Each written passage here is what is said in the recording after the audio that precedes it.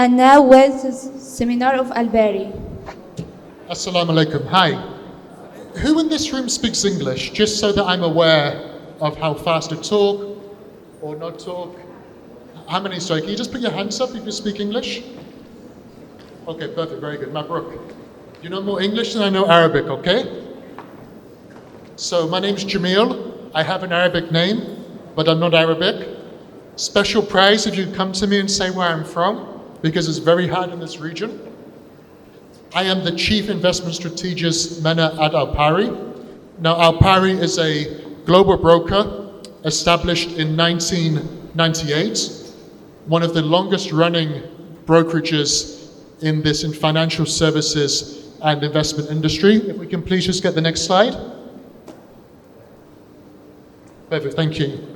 So Alpari has nearly 3 million clients, offer multi-asset trading services, whether it's FX, which is foreign exchange, currencies, cryptocurrency, CFDs. Who in this room likes Bitcoin? Anybody for Bitcoin in this room? Or cryptocurrencies?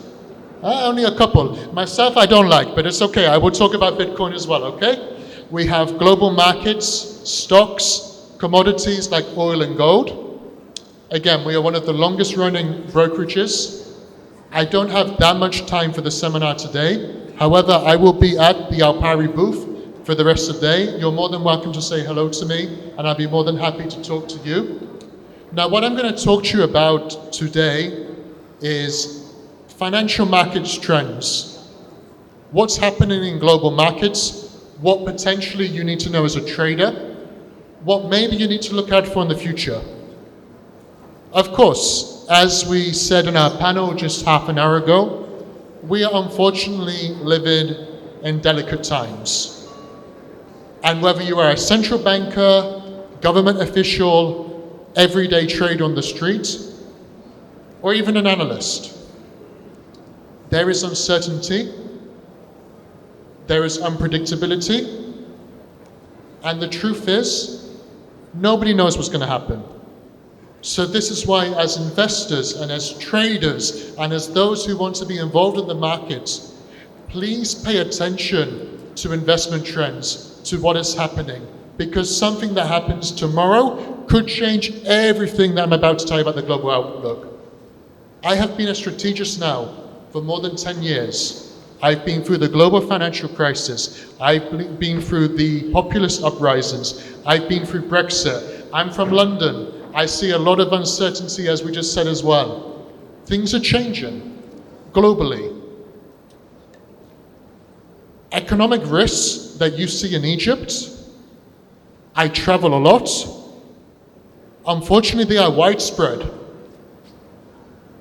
A lot of the problems in the global economy, whether I'm in London, whether I'm in Dubai, whether I'm in Lagos, Nigeria, whether I'm in Alexandria, I'm very happy to be here today, there are a lot of similarities.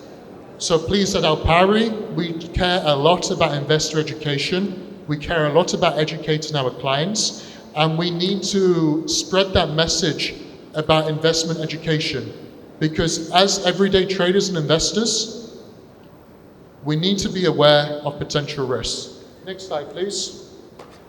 Perfect. Next one. Next one. Thank you. Okay. Who invests in gold? I hear that gold is a very popular investment in Egypt. No, just a couple? Anybody else for gold? There we go. Thank you so much. Okay, so gold. This year, one of the questions I would get on TV interviews, on TV channels, whether it's BBC or Al Jazeera, or maybe even CBC Egypt television, is why has gold not done better in this environment? We have conflicts, we have wars, we have very sensitive issues, but gold price 2022 has not been a good year. Historically, gold prices are still strong, but perhaps as a safe haven in uncertain times, gold has not done so potentially well. Now, of course, we have seen tremendous and historic strength in the US dollar. The US dollar is at its highest level since the early 2000s. the Federal Reserve, which is the US Central Bank, have not changed interest rate policy this much in a generation. What we are seeing from the central banks now, many of us in this room have not seen in our lifetimes. For the Fed, the US central banks, they've not had to move policy like this higher, higher, higher since the 1970s. Now, the dollar has strengthened tremendously this year. This is why gold has not performed so well. Next slide, please, guys. But the outlook from some is that because the Fed and because interest rate expectations, maybe they can keep going higher and higher, is that gold can perform better in 2023. Myself, as Alpari Man and Chief Investment Strategist, I have some doubts about this. I still think, personally, this is just my personal opinion, that the dollar can get stronger in 2023. Again, as we said in our panel discussions, a lot of the market environment that we're dealing with today is out of central bank control, completely out of control. We cannot predict the very unfortunate events in Ukraine. We cannot predict what is happening in Westminster and London. We cannot predict Italian politics. There is a lot that we cannot predict, we are not prepared for, we do not know how to react. What central banks are doing is they are reacting to events that are outside of their control. This is why, if you see in the media headlines, gold is good for 2023, US dollar shouldn't strengthen that much further. Potentially, yes. But the world as we know it changes. Next slide, please, guys. Shukran. So, here we have our gold chart. And because we are dealing with a current crisis, we have an economic crisis that is really in our grasp right now. There's a lot of people in the market who expect this, which was gold 2008, to do this. I think is wishful thinking. Again, this crisis today is completely different to the crisis of 10, 15 years ago. So my analyst assumption and my investment opinion would be, when you see such ambitious headlines, very attractive headlines, just take it into consideration that what we're dealing with now is different to before. Next slide, please, guys. So, as we know, the US Central Bank has raised interest rates. The impact of higher interest rates in the United States is this for gold price. We've had our peak here for gold, and the thought process is that because the Fed should stop raising interest rates, gold should do this. My word of wisdom is that the Fed might still raise interest rates further. We saw the decision last night. Everybody expects the Fed to be more quiet and be more, pessimistic about higher interest rates. But they are warning, do not expect too much from us. They are suggesting to us as people in the market, and they are accepting that this economic environment is not something that they can control. So that's why I say for gold price and gold expectations, do not expect for gold to just do this. It's very ambitious. Next slide, please, guys. So, when it comes to safe havens, if you ask me, is gold still a safe haven? Yes. But is it the best safe haven for our investments? No. It is the dollar. It is the greenback, it is the US currency, we call it the US dollar, and this is the number one safe haven. Because the international financial order, it's all centered on the dollar. 90% of all FX trades, foreign exchange trades, involves the dollar. Gold is denominated in dollars. Oil is denominated in dollars.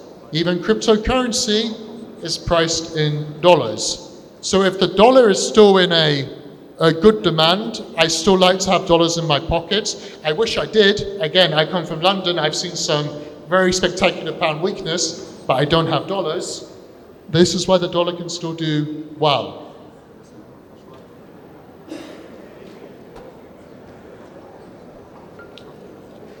Okay, so here we have our chart of the dollar index on the monthly time frame.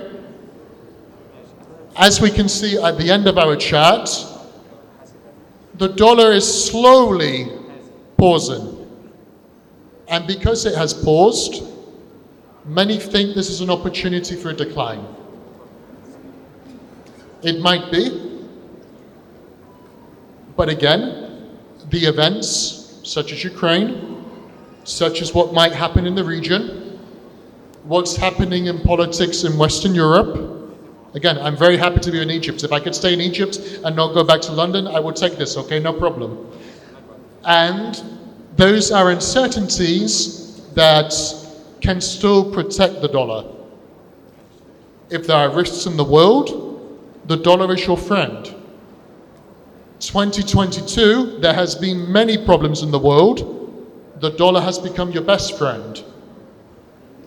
Now 2023, sadly, there are still going to be problems, which is why I can suggest that the dollar will still have friendship. Maybe not the same friendship as this year, but it will have friendships nonetheless. Start, guys. Okay, let's talk a bit about the British pound. Who's been watching the British pound recently?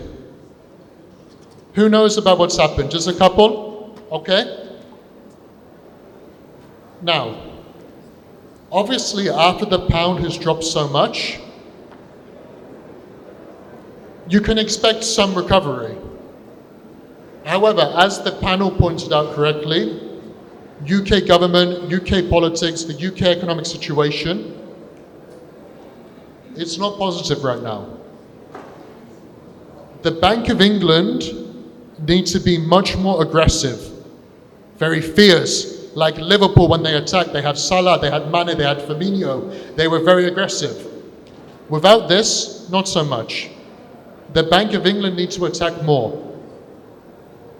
So I would suggest, in my personal assessment, that we should also be cautious about the pound. Next slide, please, guys. So, 2022, the pound is at levels we have not seen since the 1980s. I would be very happy for the pound to strengthen, but I'm not expecting it because I'm realistic about the situation at home. You know, even in London Heathrow Airport, Heathrow, the busiest airport in the world before Dubai, very slow, flights are being delayed. Even when I flew recently to Dubai, they were no longer serving hot food. This is London, because of the situation. This situation is not necessarily peaked in the market. Next slide, please, gents. So what have we seen? We see that the pound has hit its low here. It's rebounded a little bit. And we can say on a medium-term trend, I like technical analysis, I like fundamental analysis. I am both technical and fundamental. That right now the pound is in recovery stage. It's actually trying to stabilize. You might see in financial headlines, pound thumbs up, pound is back, pound is better. Look at the longer term picture. Actually, the pound is just trying to stabilize. It's trying to find its range. Next slide, please. Now, for Europe, the situation is different. Okay, so Europe is very sensitive to the situation, very sad situation in Eastern Europe. We know about gas prices, we know about its sensitivity to gas in, heating homes. Right now, the picture is also not consistent. So yes, the euro is below 1-to-1 on the US dollar. Yes, the euro is very, very weak. It looks good, but it's not good. I think that the euro personally can stay at very weak levels. Next slide. So, the amazing thing about the euro, this level here, actually we've never seen it in the euro before, because the euro is a new currency. Euro notes were only introduced in the early 2000s.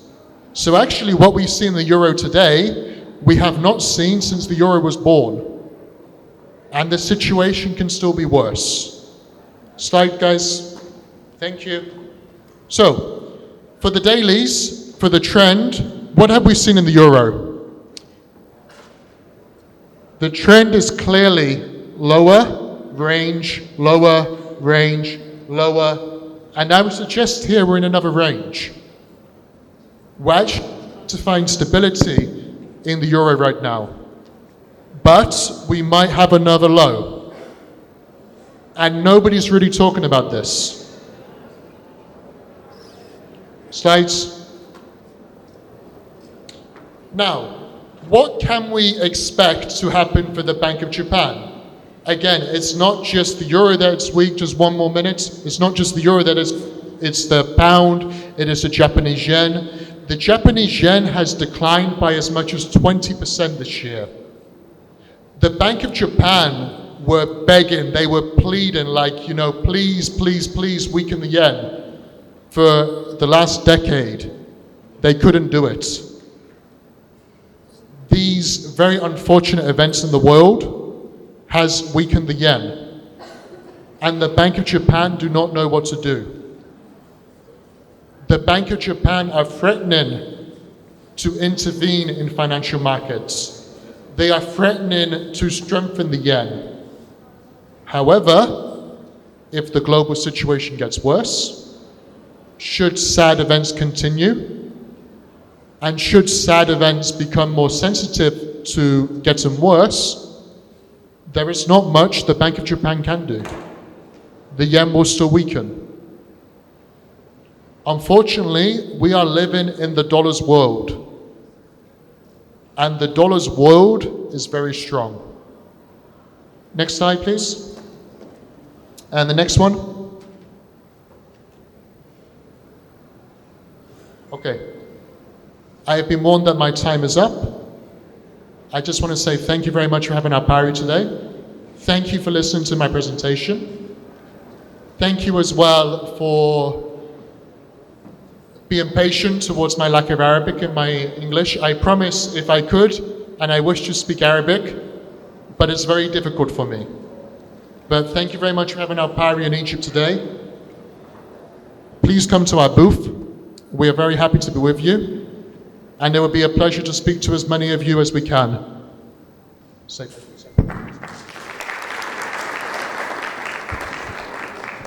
إذا حدا عنده أي أسئلة تشرفونا عنا على البوث الباري، وأستاذ جمال ممكن يجاوبكم على كل الأسئلة، أو إذا حدا عنده أي سؤال هلا ممكن نساعدكم بالترجمة.